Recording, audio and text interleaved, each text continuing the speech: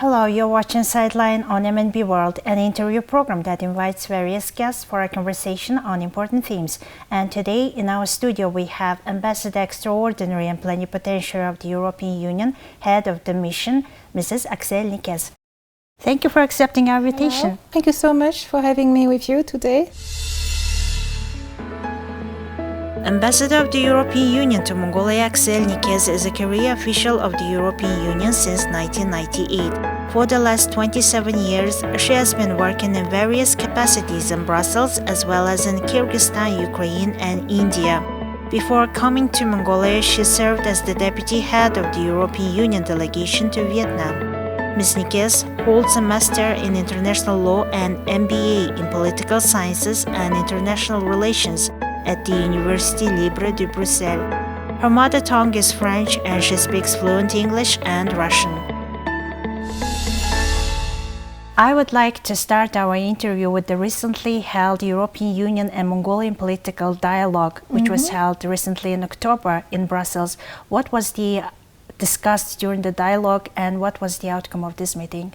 Thank you. Yes, it was an important momentum. It was the second political dialogue we were holding with Mongolia.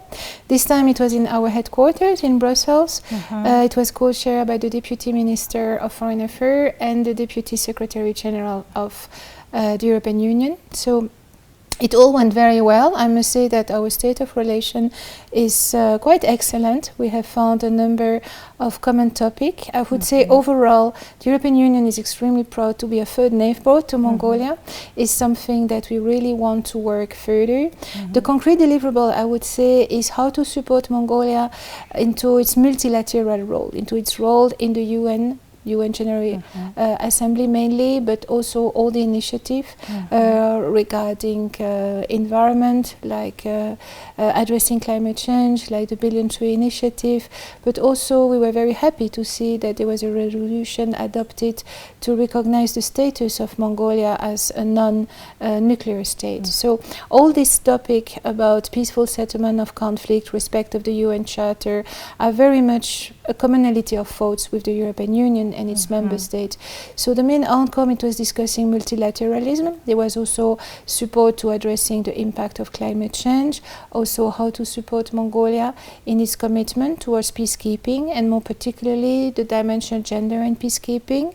We were also discussing obviously regional issue, global issue, and as well very much commending the role of Mongolia in the UB dialogue for the denuclearization on North Korea. So mainly a multilateral agenda, and also to see how we can reinforce our partnership. We have a very active cooperation. We have 149 million euro of grant active in Mongolia at the moment.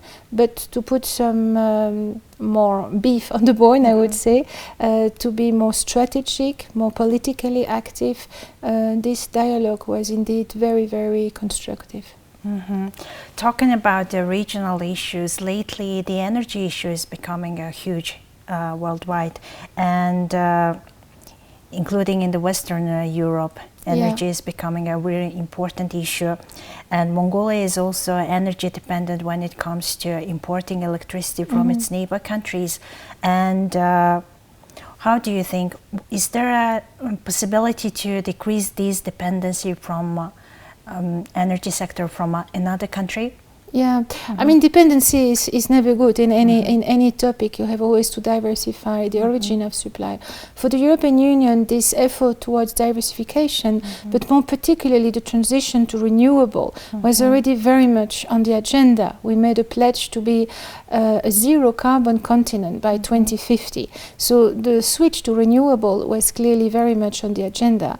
I would say that the current war of aggression of Russia to Ukraine and the disturbance of the delivery supply has accelerated this process, which would have happened anyway. So I would say that our policy is based on three components, which is to limit our use, is to reduce, which means to do a lot of energy saving. We have also a recycling policy, and finally a very strong intensive towards renewables. And I think in the case of Mongolia, renewable has a huge potential.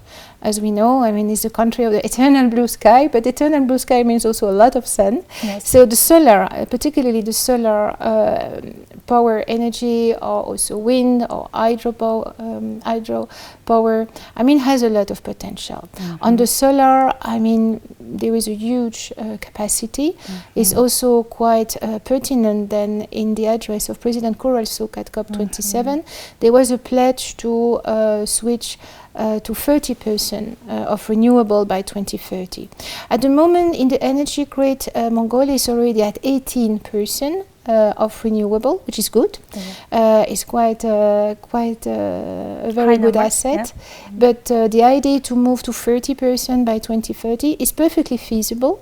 There are still a number of stumble blocks when we speak about renewable, about renovating the grid, modernizing the grid, working on tariff, working also on the business environment. A lot of European companies, but not only European, are very much interested to invest in renewable. So the potential is there.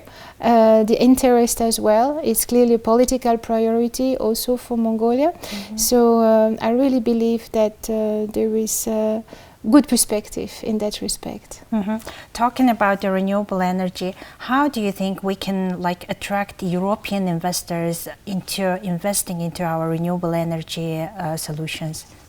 There is some work to be done, I would say, on the grid. There is a need to modernize the grid. For instance, we are just signing an extra 8 million euro in it's a complement, it's a grant to support a EBRD loan on the modernization of the grid between Seishan and Kor. Apologies for my poor accent. It's 220 kilometers to renovate and modernize the grid. So, but of course, at the scale of Mongolia, there is a lot to be done in terms of renovation. Also to work on tariff. Very often when I discuss with Mongolian officials, they tell me, okay, renewable is expensive. Yes, it is an investment to be made. No, there are also means to reduce the cost. We have some good lessons, some good experience in the region. For instance, in Uzbekistan, through auction, we managed to considerably lower the price of electricity produced by renewable. So there are solutions, there are ways to make it more affordable. And finally, as I said, is also the business environment. On that, we will work with the Ministry of Justice to work on the reform of the judiciary, not only as a guarant of human rights protection, but also that a fair, transparent justice system is also a guarant for foreign direct investment, in the meaning that you have a guarantee to a fair trial, a transparency, equal terms, a well-functioning of the justice. So I think on the business environment, we're also working to have a more, I would say, foreign-friendly business environment. Talking about the business environment, we cannot live without mentioning trade turnover between our two countries. Yes. And as we know, trade turnover between Europe and Mongolia is far from balanced. Almost like Mongolian export to European countries comparatively low to the European import to Mongolia. And what kind of measures should be taken to increase this export? Is there solutions? What kind of opportunities? Yeah, indeed, there is clearly a disbalance. I think the amount of export from Mongolia to the European Union market, I'm speaking about 27 countries, is roughly 71 million euro turnover, when in the other direction, from the European Union to Mongolia, is 539 million euros. So there is clearly a disbalance. How we can do, I would say, we have a number of incentives. We have our international trade support project, TRAM. We had the first phase that ended a year ago, and where we were working on clusters. It's a little bit my motto in everything we're doing in Mongolia is really to support quality over quantity. So to have a high-end product with a clear advantage. They are truly excellent Mongolian product. We were working on a number of clusters. We had the sea-back thorn, we had yak leather, we had baby camel and baby yak wool. We had also some organic products. Cosmetics, organic cosmetics. So we were working by cluster. We have, that are distinctively Mongolian and with a high-end result. And this project turned out to be very good. We will have a second phase now. We have also some incentive to the trade through the general preferential system of the GSP Plus, which is actually for 62% of Mongolian product. They can enter the European market free of custom duties. It's a very good incentive. Unfortunately, it has been used so far, for 90% of it on textile, cashmere included. So it is used already a lot for any kind of fiber, but not for other products. So clearly this preferential treatment is perhaps not known enough, not understand. Maybe we do need to make it better understood, better known by the public. Among, we have Mongolian exactly companies, to raise awareness because it's not used to its capacity, clearly. Now we have also launched a negotiation on geographic indication. We have already a first geographic indication recognized on the European market is the Uf sea-back thorn. And we see it already in some dietetic shop or wellness shops that you have the sea-back thorn oil product. So that's really a very good first product that we have now in Europe. And with the geographic indication, the negotiation we have launched, we hope to have something like 30-40 Mongolian product to be recognized and then proceeded further to the European market with this label of geographic indication. Continuing our talk about the business and trade, in what sectors of Mongolian business European investors are more interested? They are, I would say we are speaking about renewable already. We're also very much interested in small and medium enterprise because definitely it's also a big booster for the economy, but also for employment. In terms of job creation, the potential of small and medium enterprise is very important. If we speak about geographic indication, we are interested in a number of products, but with the angle of sustainability. For instance, we had a project on sustainable cashmere. As we know, the goats are many, 26 million. 26 million, it's probably too much. It has also an impact on the land, on the desertification. So again, the idea is to do more with less and to work on quality over quantity. So I wouldn't say that there is all this sector I'm speaking about, the yak leather, the fibers, sustainable cashmere, sea-back thorn, the angle is more about sustainability. It's more about quality of the product. We are more working on that actually over the quantity. It's really a shift to be made in the perception. I'm regularly using this example of those awards for the best herder. I think they are very important. It's an important recognition for the herders. I can have a salary increase. I can have an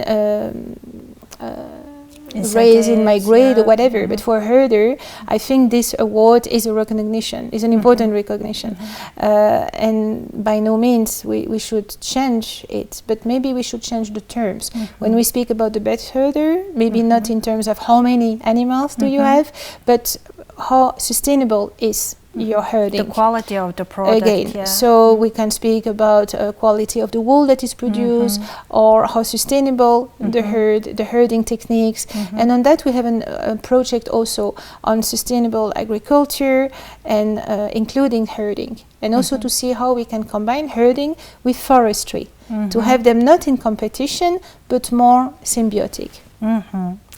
Okay, bilateral relations between the European Union and Mongolia has been developing since 1989. And to your opinion, in what direction in the future will the relations between Mongolia and the EU will develop? So I think we will, on the political angle, we will continue to work on this third neighborhood I mentioned. We are probably, yes, far geographically speaking, but we are clearly like-minded. We really view Mongolia like a like-minded partner, democratic. It's a very important pledge that Mongolia took more than 30 years ago and is extremely consistent on this pledge. It's a very important aspect for us. Also in terms of peaceful settlement of dispute. At the multilateral level, we were speaking about the respect for the UN Charter. More on cooperation, I would say that for the next 7 years, we have already finalized our programming papers. We will focus on green development. That will be a big part of our intervention. When I speak about green development, is, as we said, sustainable agriculture, food security, forest management. We have just signed the EU-Mongolia Forest Partnership at COP27 last Tuesday. President and the EU President. Yes, that was signed by President von der Leyen and President Korolsuk, a very important momentum. And then a second important pillar of our activities will be economic development and democratic development. On the economic development, it's about diversification of the economy, support to the small and medium enterprise, and also to create a proper business environment with the reform of the judiciary that we are working closely with the Ministry of Justice on that. In terms of like human rights and child and gender equality, is there any like projects implemented in collaboration with the European Union Embassy in Mongolia? At the moment, we have a cooperation with the UNFPA on gender studies, which will be at the moment a mapping more of the situation, of the needs. In the programming, we will have actually, if we speak about gender, 80% of our intervention will have gender as a significant component. So it's not a project per se, but for instance, if we finance a project on the support of small and medium enterprise, we will give a particular attention to women entrepreneurs. So it's a cluster. So gender will be a very important cluster. Also human rights, digital transformation and youth. I mean, the population of Mongolia is young. It's a huge potential. It's a very dynamic process. And I think that we have also to focus on how we can accompany the youth, also to be participating in the process, the political process, economic process. So how we can make also the youth part of our projects. Well, thank you very much for providing information about the EU activities in Mongolia. Well, that was all for today. In our studio, we had Ambassador Extraordinary and Plenipotentiary of the European Union and Head of the Mission, Mrs. Axelle Nicaise. We'll see you next time with more stories and updates. Have a nice evening. Goodbye.